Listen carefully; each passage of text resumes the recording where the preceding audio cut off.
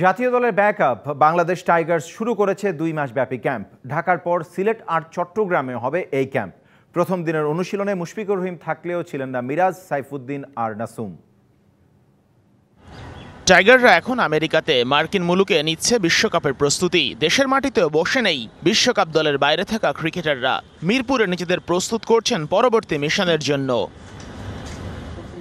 টি-20 থেকে অবসর নেয়া মুশফিকুর রহিমও বসে নেই। বাংলাদেশ টাইগার্সের সাথে যুক্ত হয়ে ফিট রাখছেন নিজেকে। ছুটিতে সাইফুদ্দিন, নাসুম, ছিলেন না মিরাজও।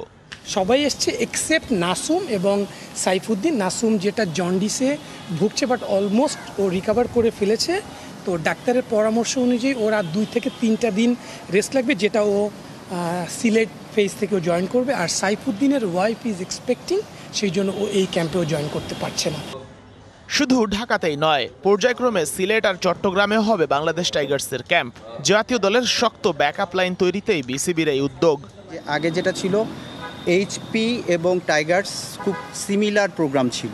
আগে যেটা ছিল যে আসলে 4 মাস 5 মাস প্রোগ্রাম থাকবে, কিন্তু এইটা এখন থেকে যেটা হবে যে সারা বছর আমরা এটা প্র্যাকটিস করব।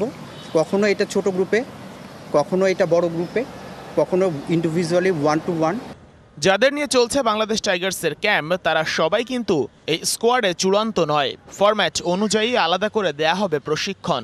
সিলেক্টর কোচরা আমাদের কাছে আসলে তারা বলবে যে আমরা এই প্লেয়ারকে এভাবে রেডি চাই, তো আমরা আসলে রেডি থাকবো যে এই ছেলেগুলোকে কিভাবে আমরা আসলে ওই স্ট্যান্ডার্ডে সেটা ফিটনেস, সেটা স্কিল বেসড সেইভাবে রাখতে পারি, যেন তারা ওইখানে গিয়ে রেডি থাকে এবং পারফর্ম করতে পারে। বাংলাদেশ টাইগার্সের এবারের ক্যাম্প চলবে টানা 2 মাস ধরে।